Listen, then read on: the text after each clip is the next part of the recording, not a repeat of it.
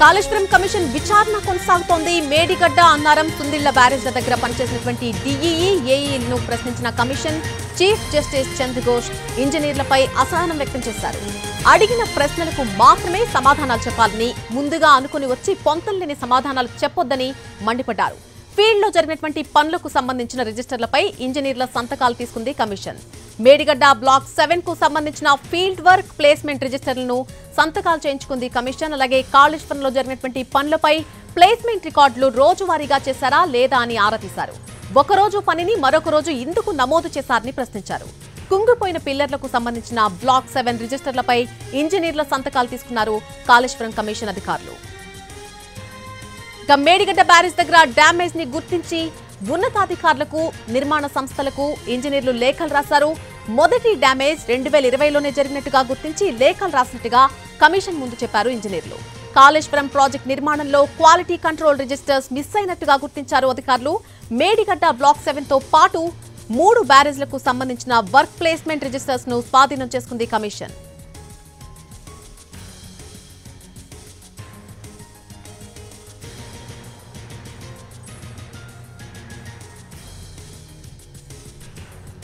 Kaleshwaram commission విచారణ కొనసాగుతోంది. మేడిగడ్డ అన్నారం సుందిళ్ల బ్యారేజ్ల దగ్గర పనిచేసినటువంటి డీఈఈ అలాగే ఏఈలను కమిషన్ ప్రశ్నించింది. దీనికి సంబంధించి పూర్తి అప్డేట్ మా ప్రతినిధి సుధీర్ లైవ్ లో అందిస్తారు. Over to Sudheer. కమిషన్ మరోసారి విచారణను ప్రారంభించింది. ఈ రోజు నుంచి ప్రారంభమైన విచారణ దాదాపుగా 10 రోజుల పాటు కూడా కొనసాగే అవకాశాలు అయితే కనిపిస్తున్నాయి. ఈ 10 రోజుల్లో దాదాపు 52 మంది ఇంజనీర్లను విచారణ చేయాలని చెప్పేసి కాళేశ్వరం కమిషన్ నిర్ణయించింది. అందులో భాగంగా 52 మంది ఇంజనీర్లకు నోటీసులు సర్వ్ చేసింది. అందులో భాగంగానే ఈరోజు దాదాపు 18 మంది ఇంజనీర్లు కాళేశ్వరం కమిషన్ ముందుకు హాజరయ్యారు. పీసీ ఘోష్ వేసిన ప్రశ్నలకు సంబంధించి చాలా వరకు ఇంజనీర్లు తడబడ్డ పరిస్థితి అయితే కనిపిస్తుంది. కొన్ని పొంతన లేని సమాధానాలు అయితే చెప్పినట్టుగా కూడా కాళేశ్వరం కమిషన్ చైర్మన్ గుర్తించారు. దీంతో వారిని హెచ్చరించారు. తాను అడిగిన వాటికి మాత్రమే సమాధానం చెప్పాలి కానీ ఇతర అంశాలు తన దృష్టికి తీసుకురావద్దని చెప్పేసి వారిని హెచ్చరించారు. అంతేకాకుండా వారి దగ్గర నుంచి పలు రిజిస్టర్లను స్వాధీనం చేసుకున్నారు. వర్క్ ప్లేస్మెంట్కి సంబంధించి ఎక్కడైతే వర్క్ చేస్తున్నారో ఆ వర్క్ సంబంధించిన రిజిస్టర్లను వారి దగ్గర నుంచి సంతకాలను కూడా సేకరించారు.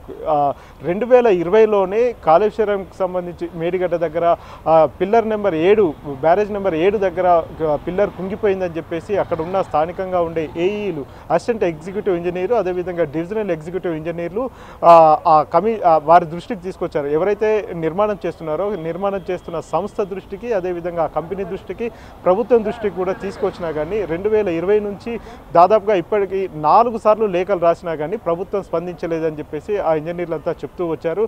అయితే కొన్ని రికార్డ్స్ మాత్రం మిస్ప్లేస్ అయినట్టుగా, అంటే కమిషన్ దృష్టికి తీసుకురావాల్సిన రిజిస్టర్లు ఏవైతే ఉంటాయో ఆ రిజిస్టర్లు అన్నీ కూడా మిస్ అయినాయని చెప్పేసి కమిషన్ తేల్చి చెప్పడం జరిగింది. ఎందుకు ఈ రిజిస్టర్లను తీసుకురాలేదు అని చెప్పేసి కమిషన్ ఇంజనీర్లను అడిగిన సమయంలో వారు చెప్పారు వాటికి సంబంధించిన రిజిస్టర్లు ఏవి కూడా అందుబాటులో లేవని చెప్పేసి కమిషన్ దృష్టికి తీసుకొచ్చారు. దీంతో కొంత ఆగ్రహానికి, అసంతృప్తికి కమిషన్ చైర్మన్ లోనయ్యారు.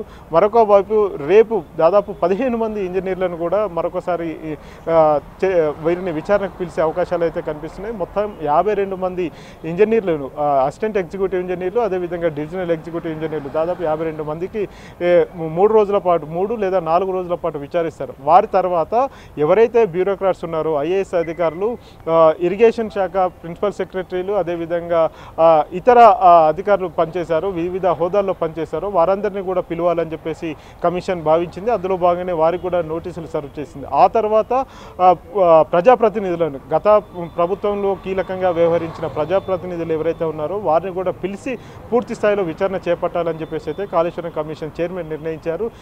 ఈ దఫా పూర్తిగా విచారణ పూర్తి చేస్తారని చెప్పేసి ఆశాభావం ప్రభుత్వం వ్యక్తం చేస్తుంది. డిసెంబర్ 31 వరకు కూడా పీసీ ఘోష్ కమిషన్కి సంబంధించిన పదవీ కాలాన్ని పొడిగించడం జరిగింది. ఇప్పటికీ 3 సార్లు పొడిగించారు. ఇది 4వసారి.